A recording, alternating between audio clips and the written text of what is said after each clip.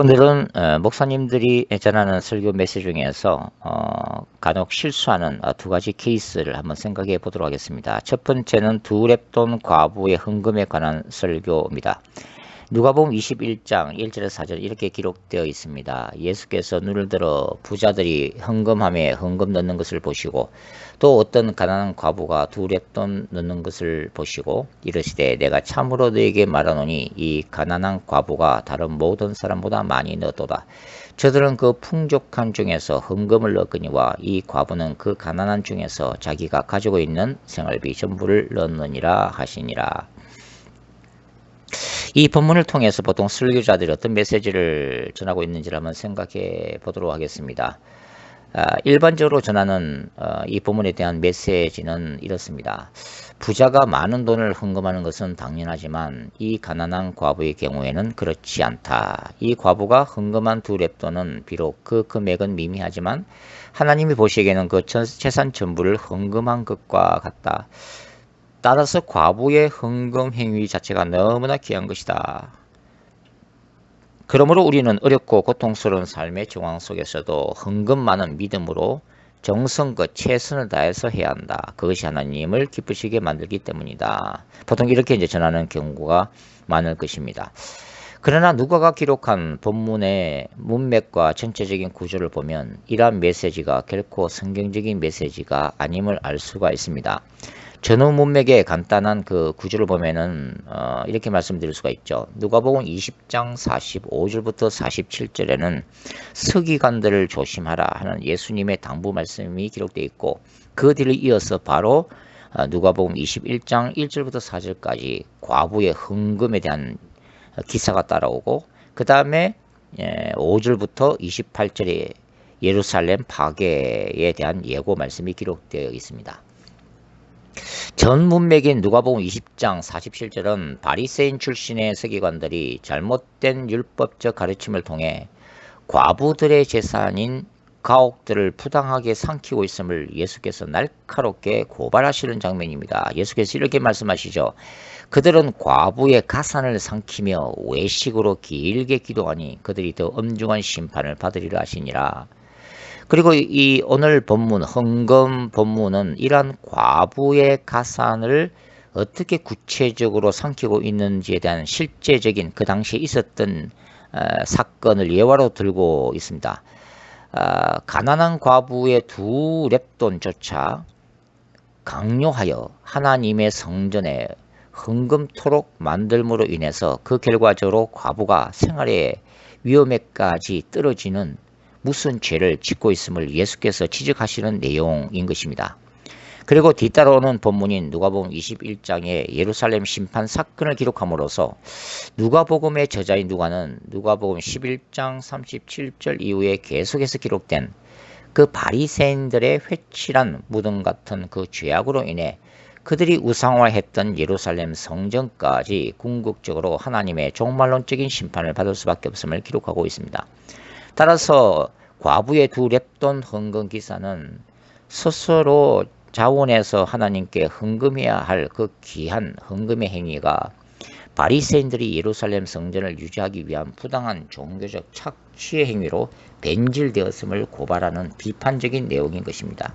그러니까 이 두 랩돈 과부의 헌금 메시지는 과부의 헌금하는 행위를 칭찬하거나 격려하는 것이 아니라 오히려 이 두 랩돈까지 헌금토록 만드는 예루살렘 성전 제도의 잘못된 현실을 예수께서 강력하게 비판하시는 내용인 것입니다. 그 다음에 우리가 대속죄일날 대제사장 보기에 관한 또 설교를 한번 살펴보도록 하죠. 히브리서 9장 7절에 이렇게 기록되어 있습니다. 오직 둘째 장막은 대제사장이 홀로 1년에 한 번 들어갔되 자기와 백성의 허물을 위하여 드리는 피 없이는 아니하나니. 때때로 우리는 강단에서 선포되는 다음 같은 설교 메시지를 듣습니다. 1년에 한 번 있는 대속죄일에 대제사장이 방울 달린 옷을 입고 지성소에 딱 한 번 들어가는데 방울 소리가 들리지 않으면 대제사장이 죽임을 당한 증거이기 때문에 그때는 줄을 당겨서 시신을 꺼내는 경우도 있습니다. 과연 그러한가 하는 것이죠. 결코 그렇지 않습니다.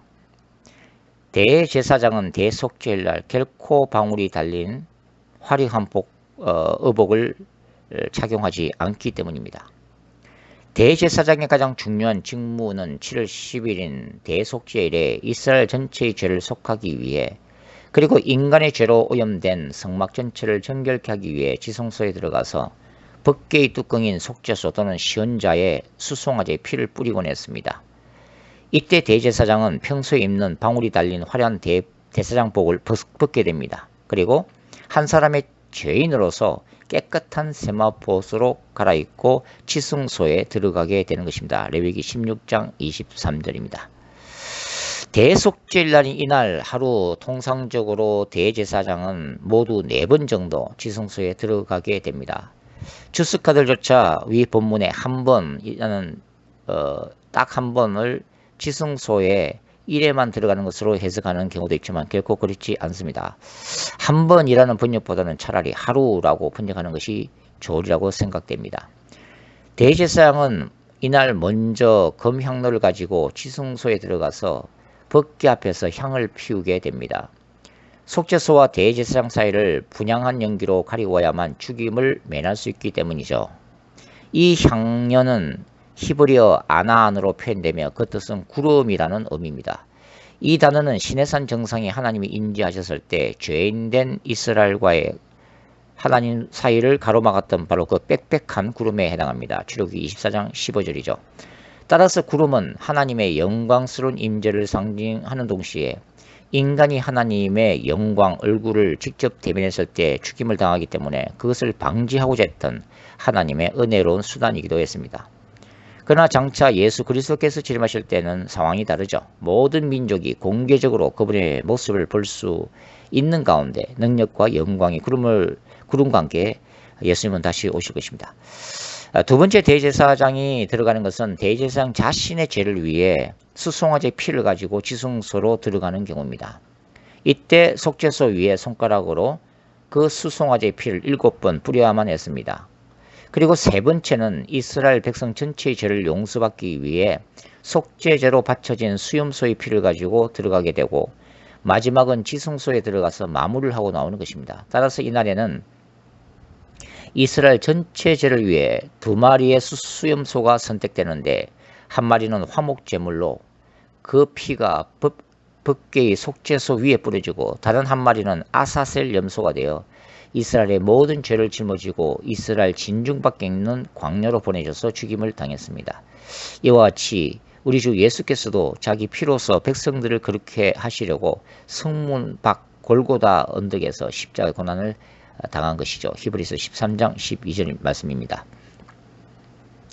구약의 대제사장들은 연약한 인간들로서 이스라엘을 위한 일시적인 속죄 사역을 대신 감당했으나 예수 그리스도는 언약의 중보자로서 이 땅의 모든 죄인들을 위한 영원한 하늘의 대제사장으로 오셨음을 히브리서 8장에 얘기하고 있습니다. 그리고 그리스도는 염소와 송아지의 피가 아닌 자신의 피로 영원한 속죄 제물이 되시고 단 한 번의 죽으심으로 그를 믿는 모든 신자들로 하여금 영원한 하나님의 기업을 은혜로 받게 하셨음을 히브리서 9장 11절부터 15절에서 언급하고 있습니다. 구약시대에는 율법에 따라 짐승의 피로 깨끗함을 받았습니다. 왜냐하면 피 흘림이 없은즉 죄의 사함도 없기 때문이죠. 히브리서 9장 22절. 따라서 이제는 하나님의 아들 예수의 피로 모든 인간이 그 모든 죄에서 깨끗함을 받을 수 있는 것입니다. 요한 1서 1장 7절부터 9절 말씀입니다. 그리고 성막의 모형은 장차 새 예루살렘에서 완성될 것입니다. 예를 들면 전체 새 예루살렘의 모습은 거대한 장방의 구조, 정육면체로 되어 있는데 이는 모세의 성막 구조에서 하나님의 임재와 영광으로 가득 찬 지성소가 확대된 모습입니다. 그리고 계시록 21장에 묘사된 12개의 아름다운 보석들은 지성소 안에서 사역했던 대제사장의 흉패에 부착된 12개의 보석들을 연상시키고 있죠. 출애굽기 28장 15절부터 28절입니다. 또한 성소와 지성소를 구분하는 성막의 둘째 휘장은 청색, 자색, 홍색 그리고 흰색 이 4가지 색으로 된 가는 실로 서로 꼬아서 만들었습니다. 그리고 휘장 표면에는 그룹 천사의 모습이 아름답게 수놓아져 있었죠. 이 모습은 아담과 하와가 하나님께 범죄하고 에덴 동산 밖으로 추방되었을 때 하나님이 에덴 동산 동편에 그룹 천사 케루빔들과 두루 도는 화영금을 배치하여 그들이 생명나무로 접근하는 길을 차단하는 사실을 연상시키고 있습니다. 결국 이 둘째 휘장은 죄인인 이스라엘 백성들이 하나님의 영광과 임재로 가득 찬 지성소로 들어가는 길을 엄격히 차단하고 있었다는 의미입니다. 그러나 예수님이 십자가에서 운명하셨을 때 당시 예루살렘 성전의 휘장이 위로부터 아래까지 찢어지는 사건이 일어났고, 히브리서 기자는 예수님의 몸이 곧 휘장 그 자체이며 이 찢겨진 그리스도의 몸을 통해 죄인들이 영적 지성소로 들어가는 새롭고 산 길이 열렸다고 히브리서 10장 19절부터 22절에서 기록하고 있습니다. 예수 그리스도가 곧 복음이라는 의미인 것입니다.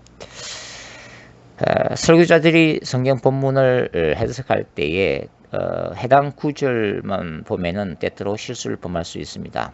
가장 올바른 것은 뭐냐면 그 본문, 그 구절이 위치해 있는 전후 문맥의 전체 흐름, 또 더 나아가서 그 장 전체, 그리고 더 나아가서 그 책 전체에서 어떤 의미를 갖는가, 또 그것이 구약과 또는 신약과 관련해서 어떤 연관이 있는가를 해석할 때 우리는 성경의 올바른 의미를 바르게 파악할 수 있을 것입니다.